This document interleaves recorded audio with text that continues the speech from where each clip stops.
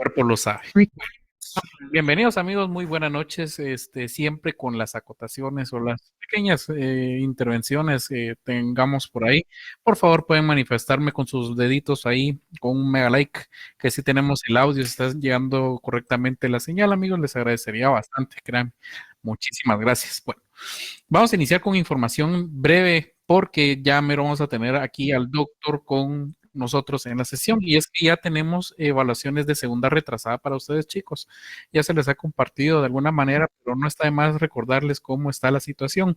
Inician el 20 con métodos y técnicas de investigación social, posteriormente con filosofía que les queda el 22, el el 24 tienen ustedes historia jurídico-social de Guatemala. El 28 tienen ustedes derecho romano y finalizan con el 30 introducción al derecho 2. Esto para aquellos compañeritos que tienen evaluaciones de retrasadas. Oyeron ya la segunda evaluación de retrasada. Esperamos que ya pudiesen haber realizado los pagos y todo lo que corresponde, ¿verdad? Entonces, amigos, esta es la información medular que les traigo a esta noche a efecto de que ustedes estén enterados de cómo está la situación para aquellos que han estado preguntando oportunamente por el calendario de segunda evaluación.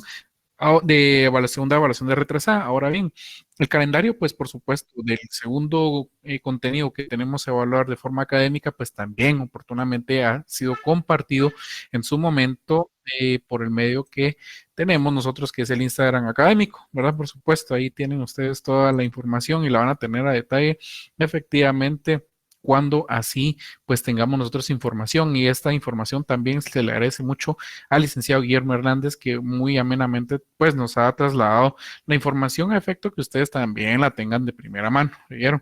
Entonces, no sé si tendrán alguna duda, alguna acotación para que la podamos resolver antes de que tengamos al doctor en sesión.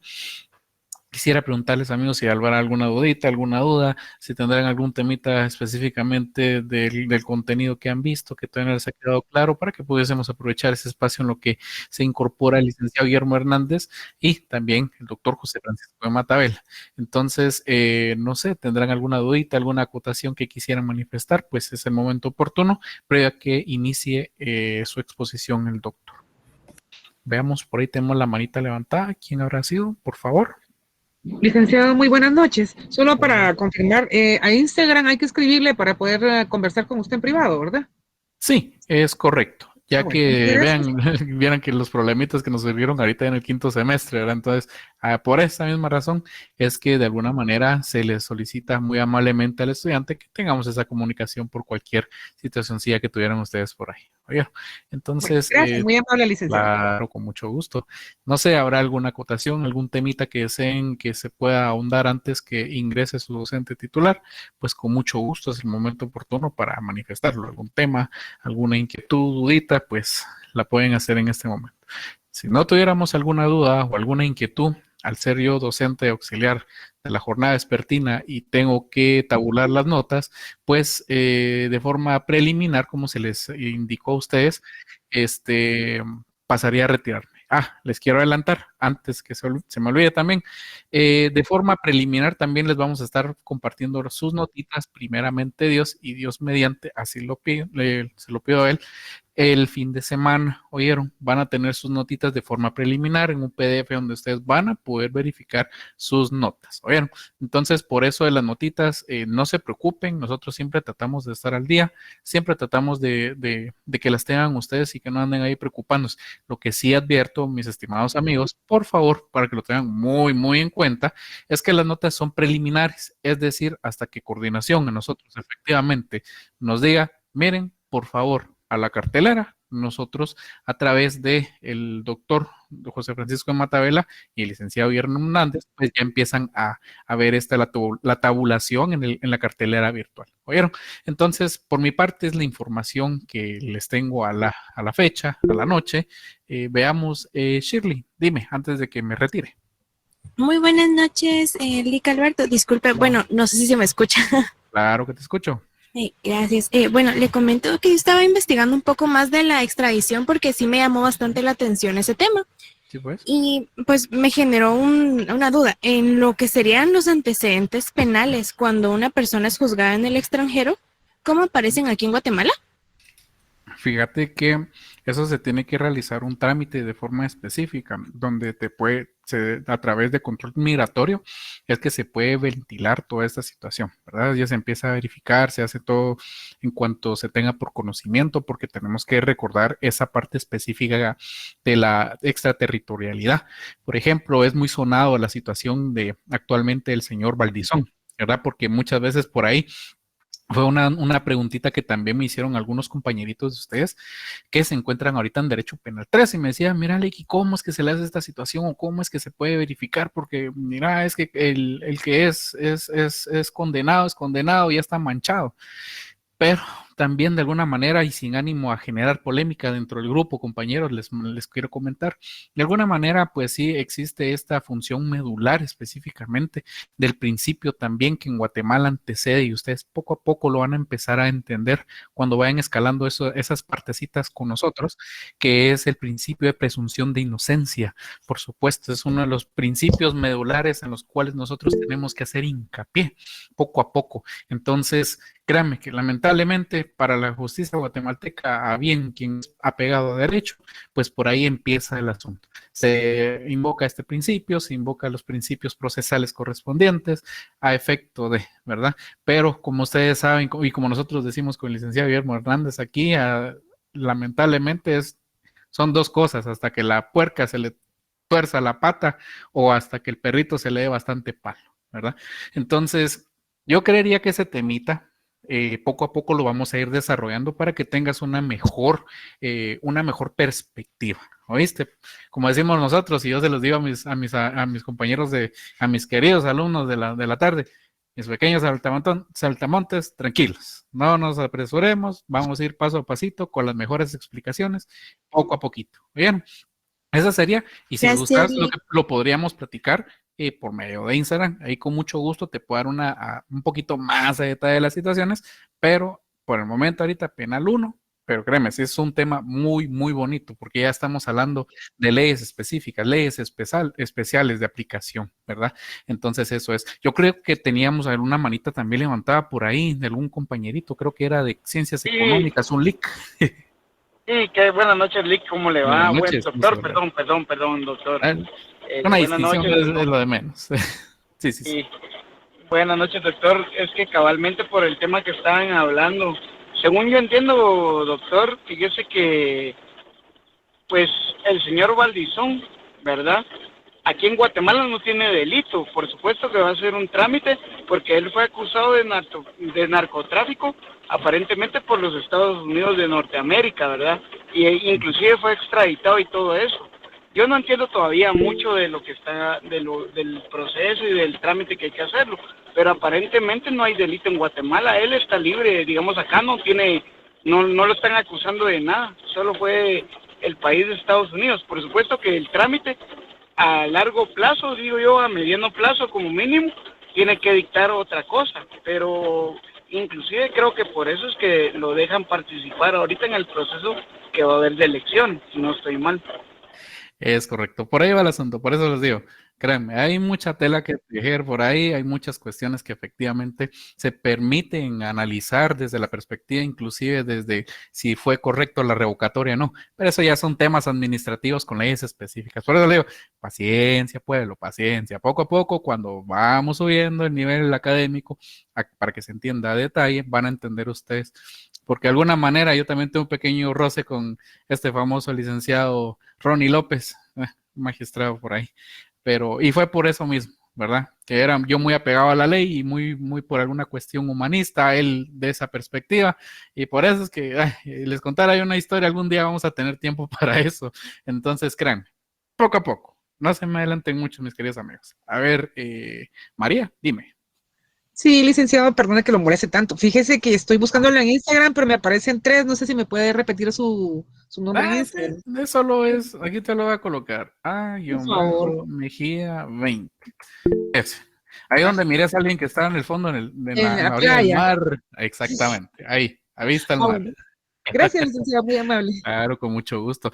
Entonces, amigos, créanme que estos temitas del derecho penal sustantivo, adjetivo, son pues bastante bonitos cuando ya lo llevamos a la práctica, cuando tenemos ya ese conocimiento vasto y venir y decir, bueno, sí, a través de estos principios procesales y si esta persona tal y tal y tal cosa, es como la situación en la que los médicos se acaban de ver inmersos. Créanme que es una situación que uno dice, bueno, fueron ligados a proceso, pero ¿por qué? Como dicen muchas personas, la opinión pública es algo que se respeta, por supuesto, pero a la hora que ya se está ejerciendo la función como médico, y en este caso existe, vean, hay un montón de cosas donde el fiscal, como el doctor, se los va a especificar hoy, ahí se van a dar cuenta, ¿no? Le van a dar toda la razón al doctor.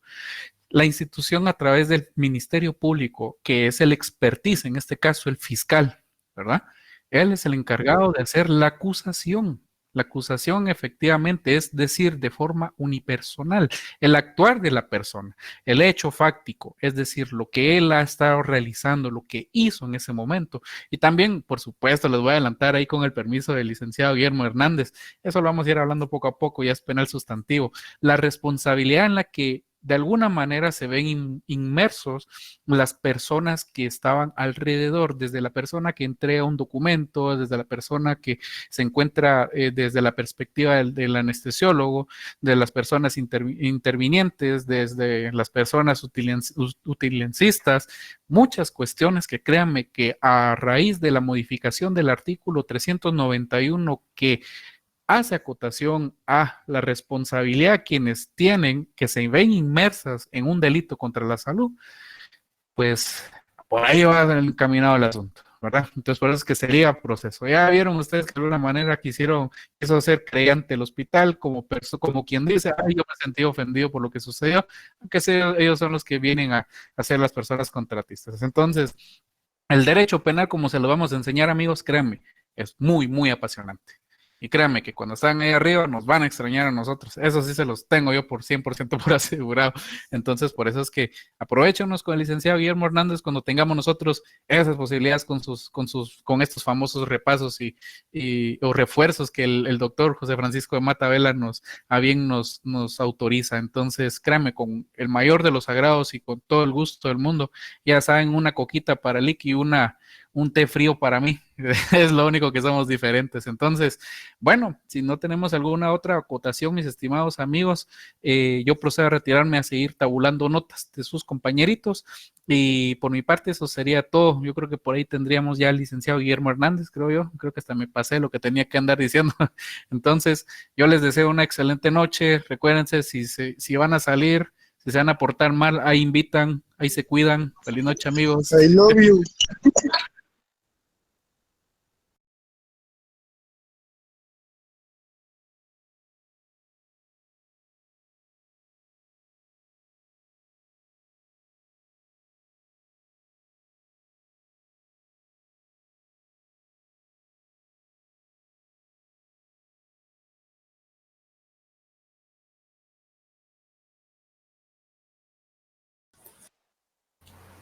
Acá tenemos al doctor de Mata.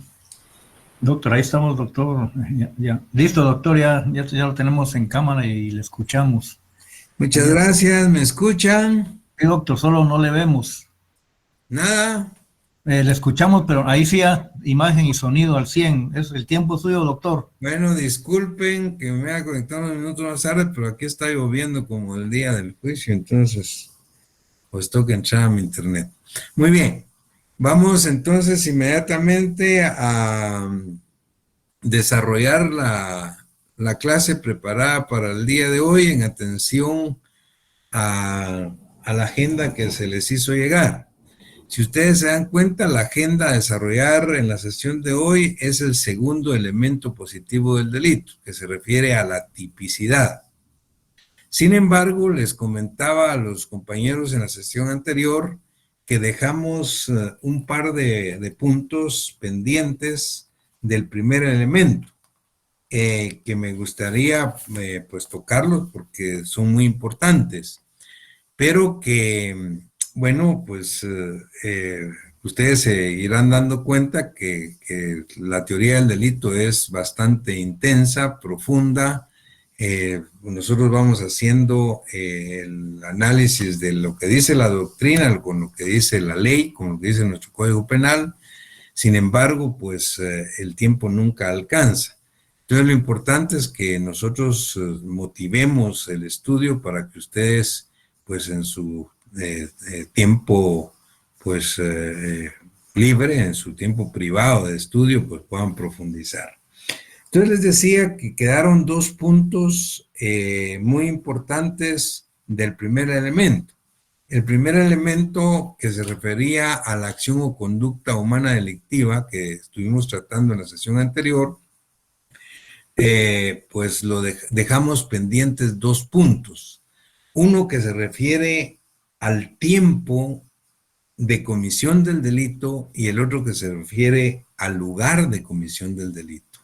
Es decir, tanto el tiempo de comisión del delito como el lugar de comisión del delito guardan estrecha relación con la conducta humana delictiva del sujeto activo, ya sea pues esta de acción o comisión o ya sea de omisión.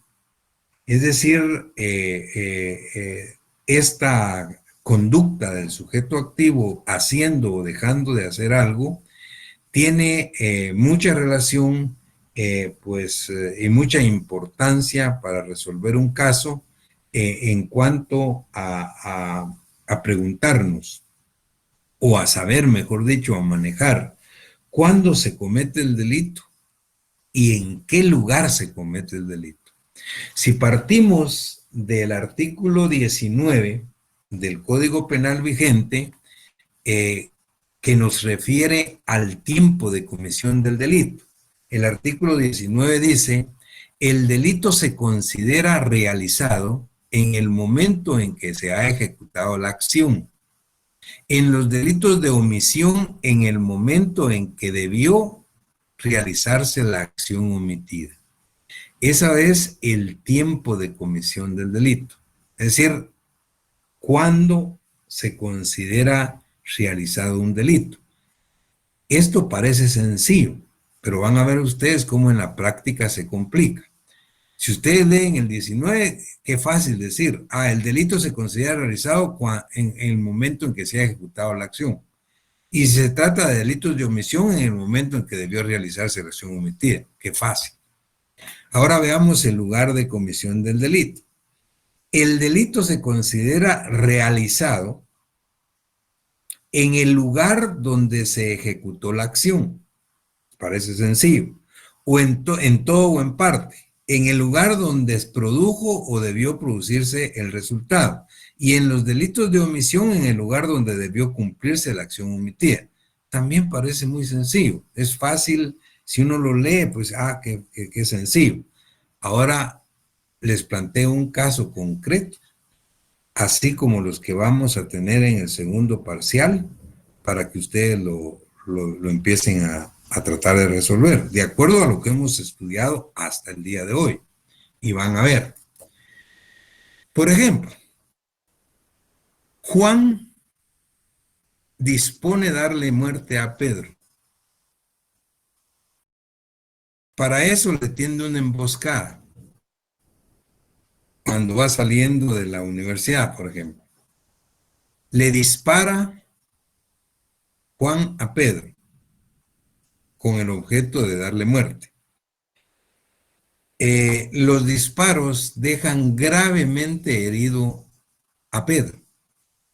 Llegan los bomberos y lo trasladan a la emergencia del Hospital Roosevelt. En la emergencia del Hospital Roosevelt tratan a Pedro y dada la gravedad de las heridas, pues lo someten a cirugía y luego queda en intensivo del hospital. Pero Pedro muere 15 días después. Ese es el caso. Ahí lo tiene. La pregunta es, ¿cuándo se cometió el delito? Y la otra pregunta es, ¿dónde se cometió el delito? Vean ustedes, respóndanlo ustedes con el 19 y el 20 que tienen ahí. Si ustedes leen el 19 y el 20, ahí les dan las respuestas, aparentemente fácil. Lo que pasa es que cuando se trata de un caso ya concreto, como el que les estoy planteando, esto no es tan fácil. Y así se los vamos a plantear en el examen. Por favor, de aquí en adelante, los exámenes van a ver ustedes que son más reflexivos. No estoy diciendo más difíciles. Si ustedes quieren complicados, porque ustedes saben más. Y entonces ustedes tienen que aplicar todos sus conocimientos y lo que la ley dice para resolver el caso que planteamos. Para ello, tal y como les dije el primer día, ustedes tienen, no es que puedan, tienen la obligación de tener para resolver sus exámenes sus códigos, Código Penal, Constitución, sus libros, sus copias, sus chivos, todo lo que ustedes quieran. Y les decía que como ahora son virtuales todavía, es más, de repente hasta se juntan 2 o 3 para resolver un caso. Lo pueden hacer si quieren, no importa. Lo importante es que ustedes estudien antes y de manera integral, porque tienen 15 minutos para resolver cada caso. Vamos a plantear 4 casos y tienen 1 hora. Y nosotros hemos comprobado que alguien que ha estudiado a conciencia, que tiene sus libros, sus códigos, sus chivos, sus copias, probablemente se lleve 10 minutos para resolver un caso, si ha estudiado y comprendió el tema. Pero si lo hacen entre 2 o 3, probablemente entre más se junten para resolverlo, de repente se llevan 1 hora y no van a resolver por ni un caso. Y esto, pues se los digo yo, pues porque vean ya el ejemplo que les estoy planteando. Muy bien. Retomando el caso. Ya les planteé el caso y la pregunta es, ¿cuándo se cometió el delito? ¿Y en qué lugar se cometió el delito? Si ustedes leen el artículo 19 y el 20 y van a decir, el delito se considera realizado en el momento en que se ha ejecutado la acción, bueno, la acción fue hoy, a las 4 de la tarde. Y luego, ¿en qué lugar? El delito se considera realizado en el lugar donde se ejecutó la acción. Fue en el anillo periférico. Ahí está. Eso no es cierto. Primero, nosotros ya estudiamos y ustedes ya saben lo que es el concurso aparente de normas o leyes penales. ¿Qué es un concurso aparente de normas o leyes penales? Este concurso se da cuando un mismo hecho aparentemente, por eso se llama concurso aparente, aparentemente está comprendido en 2 o más normas que lo contemplan, pero la aplicación de una excluye la aplicación de las otras. Ese es el concurso aparente de normas penales. Ustedes tienen que, para principiar, advertir que este caso que les estoy planteando yo ahorita, se trata de un concurso aparente de normas penales, que no es fácil resolverlo. Si ustedes me dicen que el lugar del momento, el tiempo o el delito que se cometió el día de hoy y en el momento en que... Eso no es cierto. En primer lugar, yo les pregunto, ¿qué delito? ¿Qué delito? Se los repito.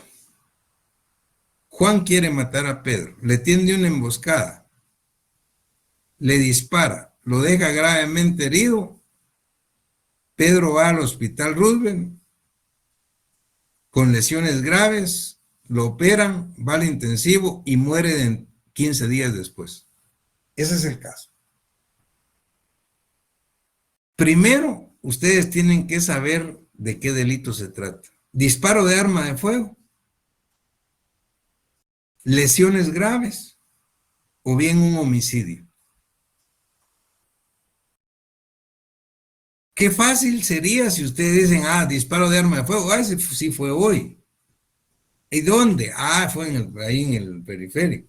Qué fácil. No, pero es que ahí no hay disparo de arma de fuego. Lesiones graves, tampoco. Homicidio, tampoco. Si ustedes se dan cuenta, aquí estamos frente a un delito de asesinato. Un concurso aparente de normas penales, porque es una misma acción, la que aparentemente está comprendida en 2 o más normas, en el disparo de arma, en las lesiones graves y en el homicidio. Pero cuando se aplica una, la más adecuada, se excluye las otras. Aplican el asesinato. ¿Por qué asesinato? Obviamente porque había premeditación, porque había alevosía, porque había propósito deliberado de darle muerte Juan a Pedro. Entonces es un delito de homicidio agravado que se llama asesinato. Si ya tiene claro que no hubo disparo de arma, que no hubo lesiones, que no hubo homicidio simple, sino que es un asesinato, hoy resuelva cuándo se considera cometido el asesinato. Ahí está. Mire cómo empieza a complicarse. Usted tiene que analizar a partir del 19. No, pero no basta. En la sesión pasada, cuando hablamos del primer elemento positivo del delito, denominado acción o conducta humana delictiva, hablamos del iter criminis. ¿Y qué dijimos? El iter criminis se denomina así a la vida del delito, desde que aparece en la mente del autor, del sujeto activo, hasta que éste lo ejecuta fría y reflexivamente. Dijimos que habían 2 fases, la fase interna y la fase externa. En la fase interna estaban las voliciones criminales, y que las voliciones criminales por sí solas no conllevan responsabilidad penal, porque el pensamiento no delinque, así dice la doctrina. Pero que principia la responsabilidad penal en la fase externa. Entonces pregunto, en esa fase externa, ¿cómo puede quedar un delito? Y expliqué 4 maneras en que según el Código Penal de Guatemala puede quedar un delito. Y la primera que expliqué fue el artículo 13, delito consumado. ¿Qué es el delito consumado de acuerdo al artículo 13 del Código Penal? Se da cuando se cumplen todos los elementos de su tipificación. Muy bien. Si en este caso que les estoy preguntando, estoy hablando de un asesinato, ¿en qué momento se consume el asesinato?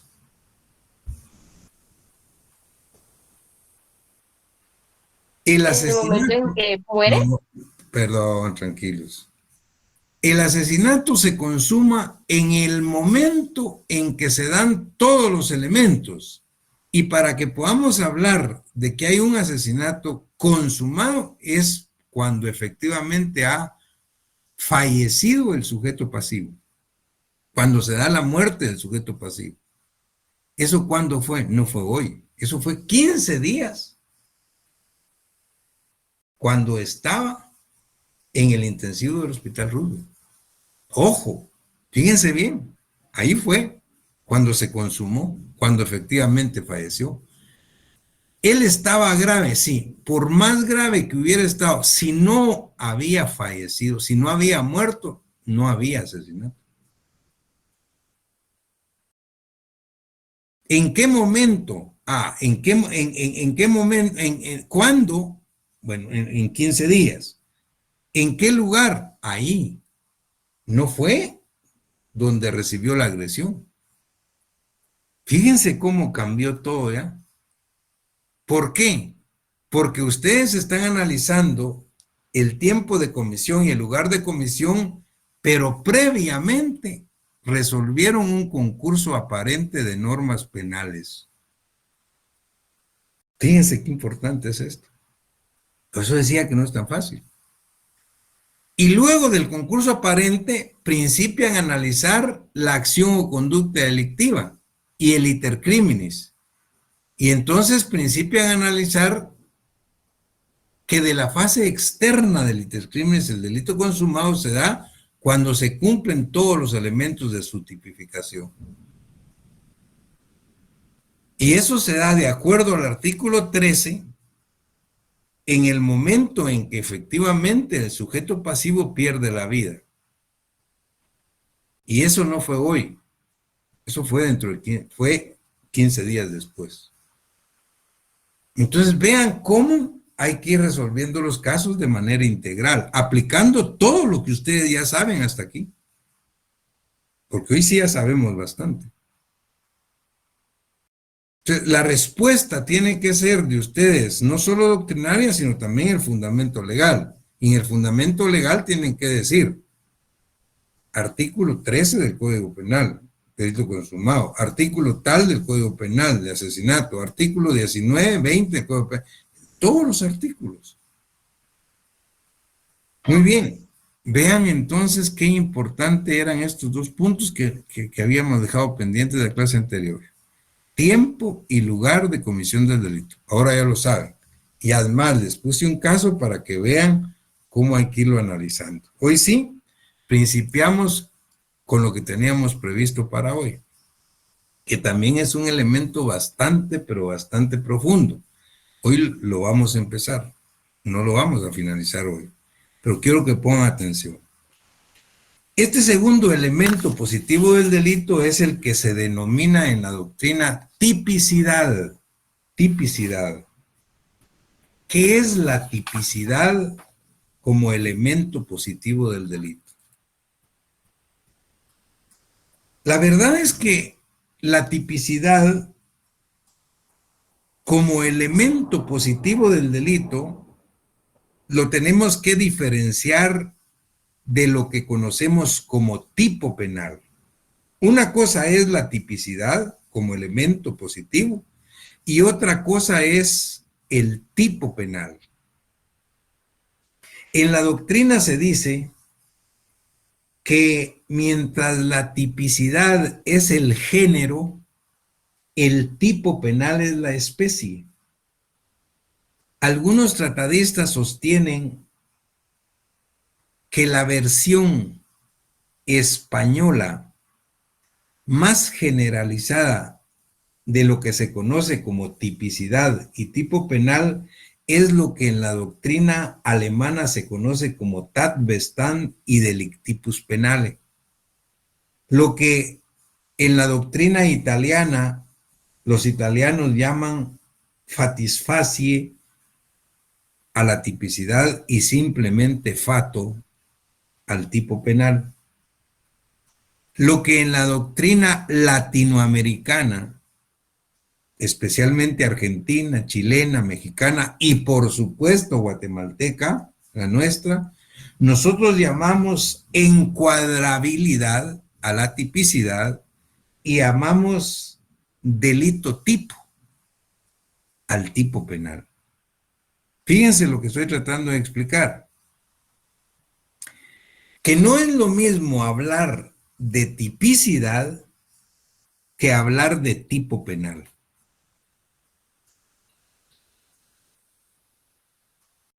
Principio por el segundo. ¿Qué es tipo penal? Tipo penal es la abstracta descripción que hace el legislador de una conducta humana reprochable y punible. Eso es tipo penal. Es una abstracta descripción que hace el legislador de una conducta humana reprochable y punible y que aparece en la ley penal, en las leyes penales especiales, en los decretos de leyes penales o en los convenios internacionales. Por ejemplo, si nosotros vamos al artículo 123 del Código Penal, que ya es la parte especial, esa se refiere al homicidio simple. Y el 123 dice homicidio simple. Comete homicidio simple quien matare a una persona. Y el responsable se impondrá una prisión de 15 a 40 años de cárcel. ¿Cómo se llama eso? Eso se llama tipo penal. Tipo penal. Es la abstracta descripción que el legislador hizo de una conducta reprochable y punible que se llama homicidio. Ahora, eso es tipo penal, pero ¿qué es tipicidad? La tipicidad como elemento del delito positivo es la encuadrabilidad de la conducta humana al molde abstracto que describe la ley como delito, que hizo el legislador. Fíjense bien. ¿Qué es la tipicidad como elemento del delito? Es la encuadrabilidad de la conducta humana delictiva al molde abstracto que describió el legislador como delito. Es la encuadrabilidad de la conducta humana al tipo. Vamos al mismo ejemplo. Juan da muerte a Pedro. Cuando al juez le llega el caso y advierte que Juan le dio muerte a Pedro, ¿qué es lo que el juez va a hacer? Va a encuadrar la conducta humana de Juan al tipo penal del artículo 123. Y entonces va a tipificar, esa es otra cosa,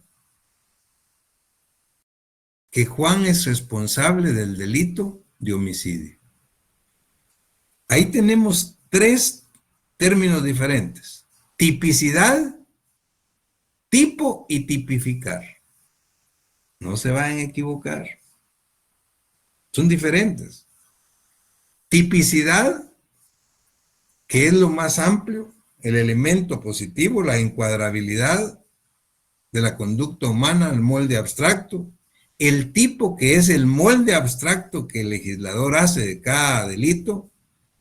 Y tipificar, que es la función que realiza el juez en el momento de juzgar un caso para imputarle responsabilidad penal a un sujeto. Vean qué interesante.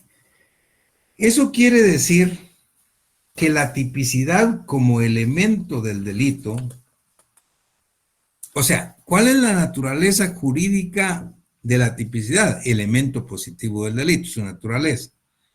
¿Cuál es la función de la tipicidad? Básicamente, la tipicidad tiene por lo menos tres funciones. Una función fundamentadora, una función sistematizadora y una función garantizadora, la tipicidad. Expliquémoslo. ¿Por qué decimos que la tipicidad tiene una función fundamentadora? Porque constituye en sí un presupuesto de legalidad. Es decir, un juzgador, para tipificar un delito y para imponer una pena, necesariamente tiene que estar prevista en la ley como tal. O sea, es una función fundamentadora. Se fundamenta en la ley. Pero esa función, además, es sistematizadora, porque la tipicidad genera una relación entre la parte general y la parte especial del Código Penal. ¿Cuál es la parte general? Lo que estamos estudiando ahorita, la teoría del delito. ¿Y cuál es la parte especial? Lo que vamos a estudiar de julio en adelante, los delitos en particular. Entonces, cuando un juez encuadra la conducta humana de un sujeto al molde abstracto que describe la ley como delito, lo que está haciendo es relacionando la parte especial, el homicidio en este caso, a la parte general del Código Penal. Pero esto nos lleva a la función más importante, creo yo,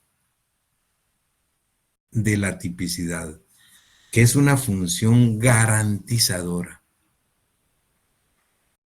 ¿Qué quiere decir esto? Y esto es lo que quiero que me comprendan, que le pongan mucha atención. La función garantizadora de la tipicidad está basada en el más alto principio constitucional de defensa, de reserva o de garantía constitucional, el principio de legalidad. ¿Cuál es? No hay un crimen, no hay pena, sine lege. No hay crimen, ni hay pena, si previamente no está establecido en la ley penal del Estado. Esa es una función garantizadora del elemento tipicidad.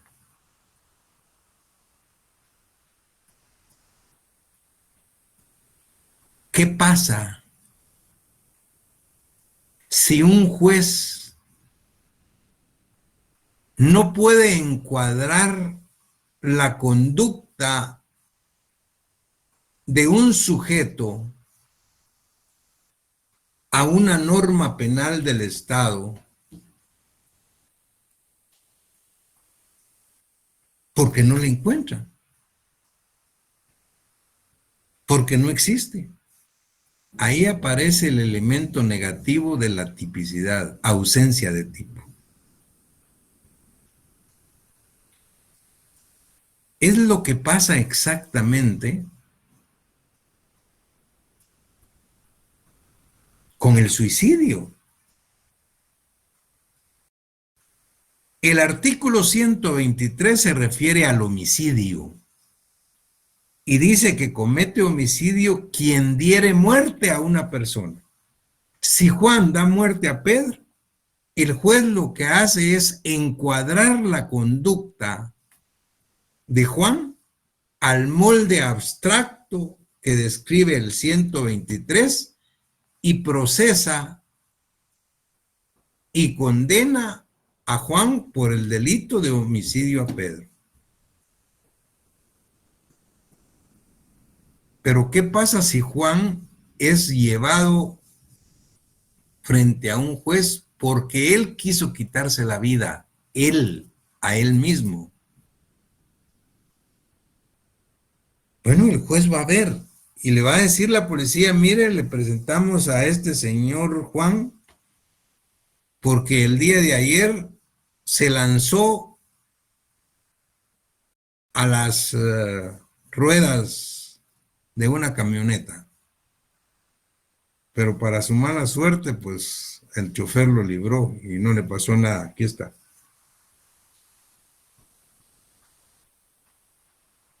¿Qué va a decir el juez? Bueno, ¿qué quiso Juan?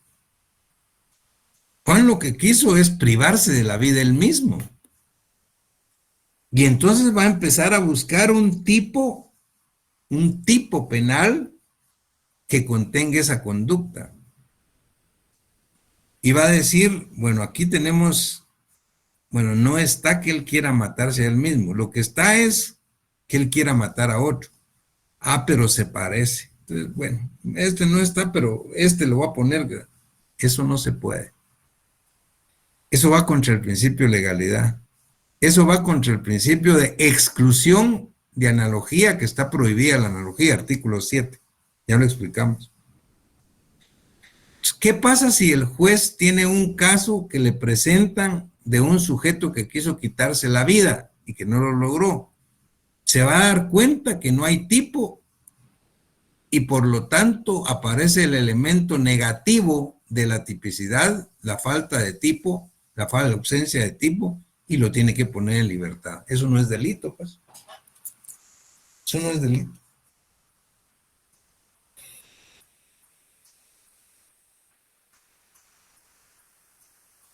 Vean bien entonces la importancia que tiene la tipicidad, basada en el principio de legalidad. Si la conducta del sujeto que está juzgando no está descrita en la ley como delito, si la conducta del sujeto que está juzgando no está descrita en un tipo penal, quiere decir que hay ausencia de tipo. Y si hay ausencia de tipo, quiere decir que no hay delito. Esa es una función garantizadora del principio de legalidad como parte del elemento positivo del delito llamado tipicidad. Entonces está claro. Tipicidad es el elemento negativo porque es la encuadrabilidad de la conducta. Tipo es la descripción abstracta que hizo el legislador en cada uno de los delitos. Y tipificar es la función que realiza el juez cuando a alguien se le imputa la comisión de un delito. ¿Estamos claros? Muy bien. Ahora bien,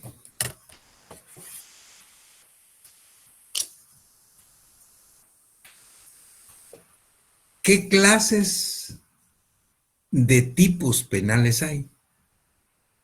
Aquí empieza a complicarse otra vez el asunto. ¿Qué clases de tipos penales? Básicamente, la doctrina y nuestra ley penal guatemalteca por lo menos tiene 3 clases de tipos penales. Unos que son dolosos, otros que son culposos y otros que son preterintencionales. ¿Qué son unos? ¿Qué son otros? ¿Qué son los otros? ¿Y cómo se explica? Los tipos dolosos. ¿Qué es el dolo?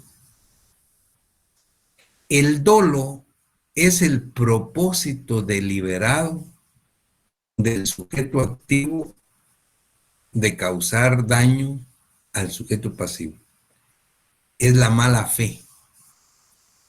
Es el propósito deliberado de causar daño o poner en peligro un bien jurídico tutelado. Hay delitos que son eminentemente dolosos,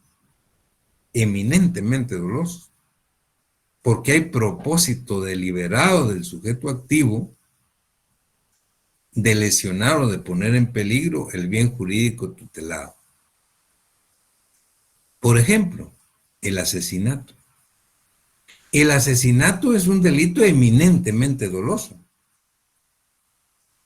Hay mala fe, hay propósito deliberado, hay premeditación, hay alevosía, hay impulso de perversidad brutal. Hay propósito del sujeto activo de darle muerte al pasivo. Es un homicidio agravado, el asesinato. Y es eminentemente doloso. Pero, oigan lo que les voy a decir. Hay homicidios que siendo homicidios, o sea, donde pierde la vida una persona, no son dolosos. No son dolosos necesariamente. hay homicidios que son culposos. ¿Cuáles son los tipos penales culposos?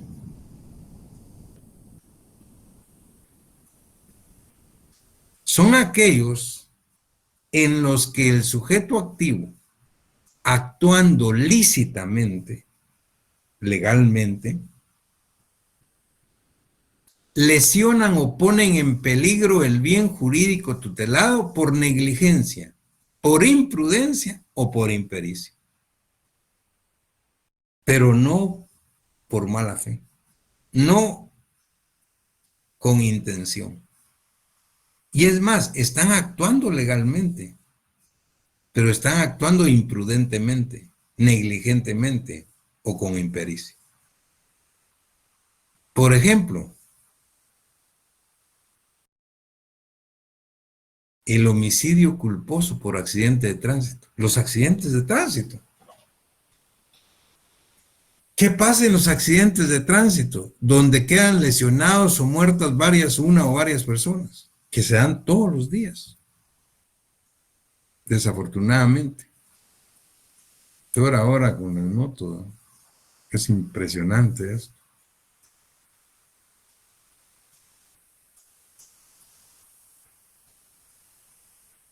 Esos accidentes de tránsito, donde se lesiona o puede perder la vida una o varias personas, no son delitos dolosos. Oigan lo que estoy diciendo, son delitos culposos. Quiere decir que actuando legalmente, porque manejar un carro, un bus, un camión, una moto, eso es legal. Quien actuando legalmente, dice la ley, produce una lesión o un daño o pone en peligro un bien jurídico tutelado por negligencia, por imprudencia o por impericia. Y ya vamos a explicar qué es cada uno de ellos. Pero en todo caso, no hay mala fe. Los accidentes de tránsito, el sujeto no los quería provocar, pues. Si fallece alguien en un accidente de tránsito, hay un homicidio culposo, no es doloso. Ahora bien, hay otro tipo de delitos, de tipos penales, donde el sujeto activo no quería causar un daño de tanta gravedad como el que se produjo al final.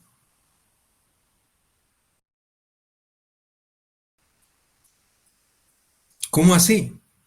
Quería causar un daño, sí, pero no tan grave como el que al final se produjo.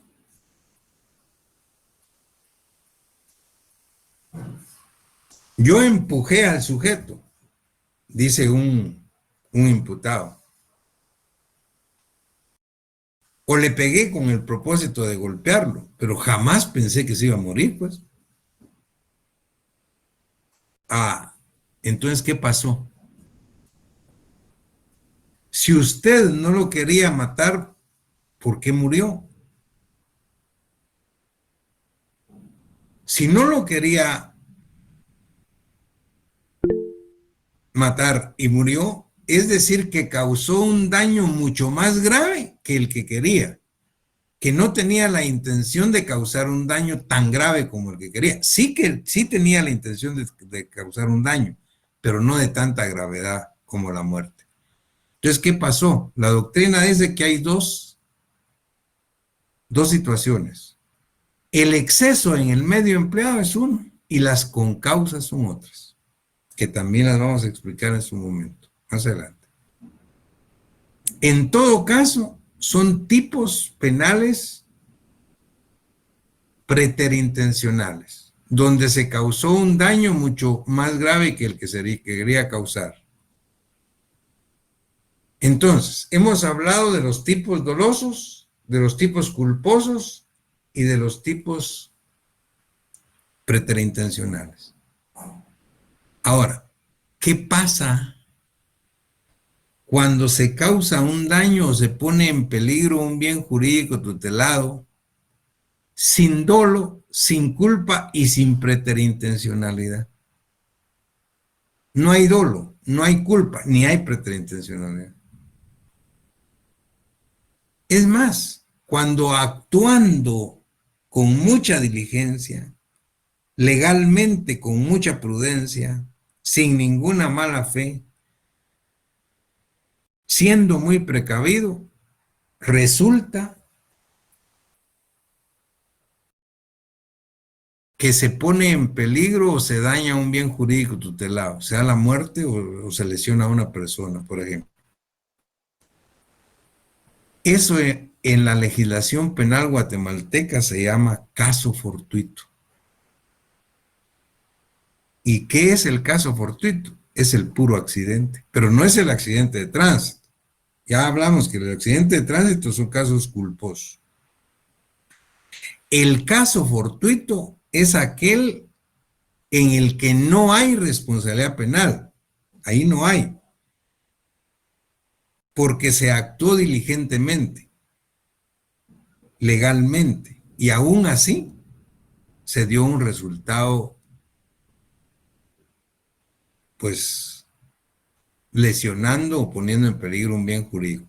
Y eso lo tiene el artículo 22, dice caso fortuito, oigan, no incurre en responsabilidad penal, dice, no incurre en responsabilidad penal quien con ocasión de acciones u omisiones lícitas, o sea, legales, poniendo en ellas la debida diligencia, produzca un resultado dañoso por mero accidente. Pero estos no son los accidentes de tránsito, aclaro. Aquí es de un sujeto que no quería causar daño, que actuó con mucha prudencia, con mucha diligencia, que actuó lícitamente y que aún así produjo un resultado dañoso. Eso se llama caso fortuito y no hay responsabilidad penal. Muy bien, estamos hablando entonces de las clases de tipos penales. Es otra cosa. Les decía, pues, vean cómo entre más avanzamos en la teoría del delito, más conocemos y obviamente esto puede ir complicando un poquito más la resolución de casos, pero de eso se trata, ¿no? De aplicar doctrina y ley penal para resolver un caso. Nos va a llevar un poquito más de tiempo, no vamos a ni siquiera tal vez llegamos a la mitad del segundo elemento. Si Dios nos permite, la próxima semana seguimos desarrollando este tema. Así es que muchas gracias por su atención. Que estén bien y nos vemos la próxima semana entonces. Pasen buenas noches. Feliz noche, doctor. Muchas gracias. Feliz noche, licenciado. Buenas noches, doctor. Buenas noches, qué buena clase.